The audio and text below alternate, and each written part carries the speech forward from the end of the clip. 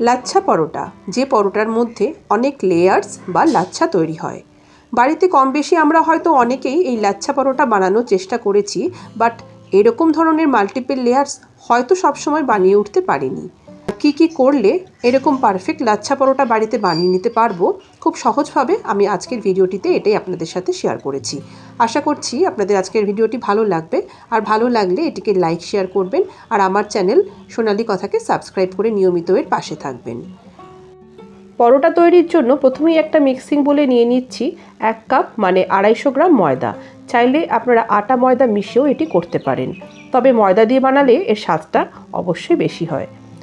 আর দিয়ে দিলাম মিষ্টির জন্য 1 চামচ চিনি, আর দিয়ে দিচ্ছি 1/4 চা চামচের মতন লবণ। এবার সমস্ত শুকনো উপকরণগুলোকে একসাথে মিশিয়ে নিলাম। বানিয়ে নেব একটা সফট ডো, আর তার জন্য আমি হালকা গরম জল নিয়েছি এই ডোটি মাখার জন্য। লাচ্ছা পরোটার ডোটা কিন্তু অনেকটাই সফট তৈরি করতে হয়, তাই অবশ্যই আপনারা এরকম হালকা গরম জল দিয়ে ময়দাটিকে মাখবেন। অনেকের ক্ষেত্রে জলের পরিবর্তে হালকা গরম দুধ দিয়েও মাখতে পারেন। ময়দা মাখার প্রায় শেষের পথে তখন এর মধ্যে দিয়ে দিচ্ছি 1 চামচ ঘি। তারপরে আরও বেশ কিছুক্ষণ মেখে নিলাম। ঘি দিলে আমাদের পরোটা অনেকটাই সফট হয়। ময়দা মাখা হয়ে যাওয়ার পর এর উপরে সামান্য একটু সাদা তেল মাখিয়ে এটিকে একটা ভিজে কাপড় দিয়ে জড়িয়ে আধ ঘন্টার মতন সময় রেখে দেব, যাতে এটি আরও সফট হয়। অন্যদিকে একটা ছোট বাটির মধ্যে কিছুটা সাদা তেল আর 2 চামচ ময়দা নিয়ে মিশিয়ে এর একটা ঘোল বানিয়ে নিচ্ছি। এটিকে পরে আমরা পরোটা তৈরি করার সময় কাজে লাগাবো। এদিকে আধ ঘন্টা রেস্ট পাওয়ার পর আমাদের ময়দার এই ডোটা অনেকটাই সফট তৈরি হয়েছে। একটা আঙুল দিয়ে যখন চাপছি এটা কিন্তু বেশ অনেকটা বসে যাচ্ছে। যদি এটা না হতো সফট, তাহলে কিন্তু স্প্রিংয়ের মতো এটা উপরে উঠে আসতো, চাপ দেওয়ার পরে এরকম বসে থাকতো না। তো এইভাবে সফট করেই আমাকে লাচ্ছা পরোটার ময়দাটাকে মেখে নিতে হবে, কারণ এটি যখন আমরা বেলবো তখন অনেকটা বড় করে এটি বেলবো। যদি এতটা সফট করে না মাখি তাহলে কিন্তু বেলার সময় আমাদের অসুবিধা হবে। যত বেলতে চেষ্টা করব স্প্রিংয়ের মতো ওটা আবার ছোট হয়ে যাবে। তাই এই সফট করে মেখে নেওয়াটা খুবই জরুরি। এবার লেচি কেটে নিচ্ছি। লাচ্ছা পরোটার জন্য লেচিটা একটু বড় সাইজে করে কাটবো। সমস্ত লেচি কাটা হয়ে গেলে আবারও এগুলোকে ভিজে কাপড় দিয়ে জড়িয়ে দেব। এইভাবে বারবার ভিজে কাপড় দিয়ে জড়িয়ে দেওয়ার ফলে সহজে উপরটা শুকনো হয়ে যাবে না। এবার আমি কিচেন স্ল্যাবের উপরেই একটু শুকনো ময়দা ছড়িয়ে দিচ্ছি। এখানেই পরোটাটাকে বেলে নেব, কারণ আমাকে পরোটাটাকে বেশ অনেকটাই বড় করে বেলতে হবে। তো আমার চাকিটা কিন্তু অতটা বড় নয়, তো সেক্ষেত্রে আপনারা এরকম ধরনের কিচেন স্ল্যাব ইউজ করতে পারেন। এবার যতটা সম্ভব পাতলা করে বেলা যায় ঠিক ততটাই পাতলা করে আমাদেরকে এটি বেলে নিতে হবে। আমি দেখিয়ে দিই যে কতটা পাতলা এটা হয়েছে। দেখুন, একদম পেপারের মতন পাতলা করে এটা বেলে নিয়েছি। এরপর এর উপরে যে ঘোলটা বানিয়েছিলাম তেল আর ময়দা দিয়ে, সেটিকে ব্রাশ করে নেব। তার জন্য কিছুটা ঘোল উপরে দিয়ে এরকম ব্রাশ দিয়ে এটাকে ভালো করে উপরটায় মাখিয়ে নিচ্ছি। ব্রাশ না থাকলে আপনারা এই কাজটা হাত দিয়েও করতে পারেন।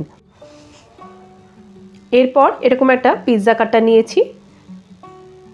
তারপর আমি পিৎজা কাটার দিয়ে এর উপরে সরু সরু করে কেটে নিচ্ছি। দেখুন, পিৎজা কাটা না থাকলে আপনারা এই কাজটা কিন্তু ছুরি দিয়েও করতে পারেন। এরকম সরু সরু করে কেটে নেওয়ার ফলে আমাদের লাচ্ছা পরোটার যে লেয়ার্সগুলো আমরা তৈরি করছি সেগুলো খুবই ফাইন হবে, ভীষণ সুন্দর হবে। ঠিক যেমন লাচ্ছা সিমাই হয় সেই রকমই সরু সরু করে আমরা এই পরোটাটা বানাবো। দেখুন, ধীরে ধীরে কিন্তু আমাদের সমস্ত কাটা হয়ে গেছে। পুরোটা কেটে নেওয়ার পর আমরা এগুলোকে ছোট করে গুটিয়ে নিয়ে আসছি। এরকম ছুরি দিয়ে দুদিক থেকে টেনে টেনে এটাকে সামনে মাঝখানে নিয়ে আসবো।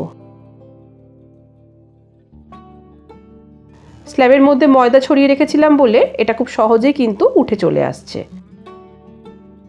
এইভাবে পুরোটাকে আমরা দুদিক থেকে টেনে মাঝখানে নিয়ে এলাম। এবার আবারও হালকা হাতে এটিকে আরেকটু টেনে টেনে লম্বা করব, ঠিক যেভাবে আমি দেখাচ্ছি এরকমভাবে। কাজটা কিন্তু খুব একটা কঠিন নয়, আপনারা একবার যদি ভালো করে দেখে নেন আপনারাও কিন্তু সহজেই এটা করে ফেলতে পারবেন। এরপর এর উপরে আবারও আমি ওই তেল আর ময়দার যে ঘোলটা বানিয়েছিলাম সেটা ব্রাশ করে দিলাম। এবার দেখুন কিভাবে হাতের মধ্যে এটাকে আমরা পেঁচিয়ে নিচ্ছি। এভাবে হাতের মধ্যে 4 থেকে 5 বার পেঁচিয়ে নিলাম। তারপর এর যে শেষ পার্টটা ধারের একেবারে, সেটাকে মাঝখানে এভাবে চেপে ঢুকিয়ে দিলাম। তারপরে হাত দিয়ে আরও একবার 2-3 বার চেপে চেপে দিলাম, তাহলেই আমার একটা লাচ্ছা পরোটা লেচি কিন্তু তৈরি হয়ে গেল। দেখুন কতটা সোজা, এটা খুবই সোজা, একবার দেখলে আপনারা খুব সহজে এটা করতে পারবেন। আরও একটা দেখিয়ে দিচ্ছি।